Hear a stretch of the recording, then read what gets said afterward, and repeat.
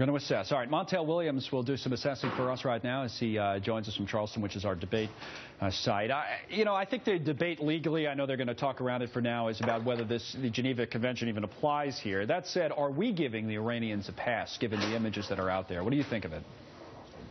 I mean, I would ask the question of anybody, what would you like us to do? Should we go to war right now? Should we bomb Iran because they did what they just did? I mean, I think some of the pontificating around this is what's causing a little bit more of the angst. Let's go through this. The Geneva Convention is applied to times of war, times of hostility. But remember, our Congress hasn't declared war against anybody. They haven't declared war against ISIS. They haven't declared war against Iran. So therefore, does the Geneva Convention really bode? And if you really read the convention itself, the area where Iran may be in some issue here is the fact that pictures, and if we consider what they've done, parading prisoners for purpose of insult and propaganda, then they would be in some form of violation. But are we going to be in a court case mired for the next year to figure out if they did that, or can we now get on with the fact that we, number one, need to do some more things about training?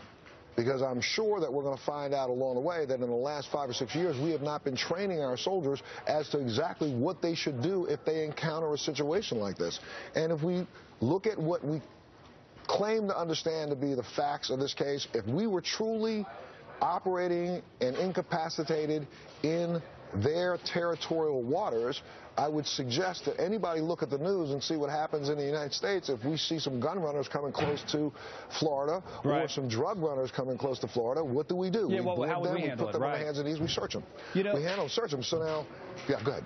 No, I was going to say, I know it seems like you're alluding to this video we've seen of the U.S. soldier who was apologizing on tape, and a lot of people have been reluctant, it seems, to speak about it on the record or on TV because they say, well, we don't know the circumstances, we don't know what led up to it. But what are you saying about that? I would speak straight up and say, how dare anybody in this country who has not put a uniform on their back, swore allegiance to this country to fight for the honor of our country, question what happens when we have a soldier who is caught up in an international incident and clearly didn't have an opportunity to call anybody in his chain of command.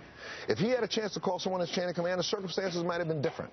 But he wasn't given that chance. So I would say, how dare the 99.9% of this people who have never put a uniform on their back, put their life in danger to protect our Constitution, complain about what that soldier did, clearly under duress. So I defend his actions and say, you know what, until you put a bullet or a gun near your face, and unless you were trained appropriately on what the response is, and we may look into that. They may be something we'll find out over the next couple of months. You know what I mean? Yeah, so that's your point, a little more training. I've heard a lot of people, not only that, but I want to hear some Americans stop complaining about what this soldier did when you don't have a horse in this game. Your children haven't served, you didn't serve, your parents didn't serve. So stop with the madness of complaining about what these soldiers did. Fair point. We got to run now. They were, you can finish your point. I want people to know they've been there for months. This is the first incident you heard about. Yeah, we have maybe a half-a-second delay there with Montel from our debate side. It's fine. It's just the way it goes. But we appreciate your point of view and your perspective as always. Montel Williams. Now.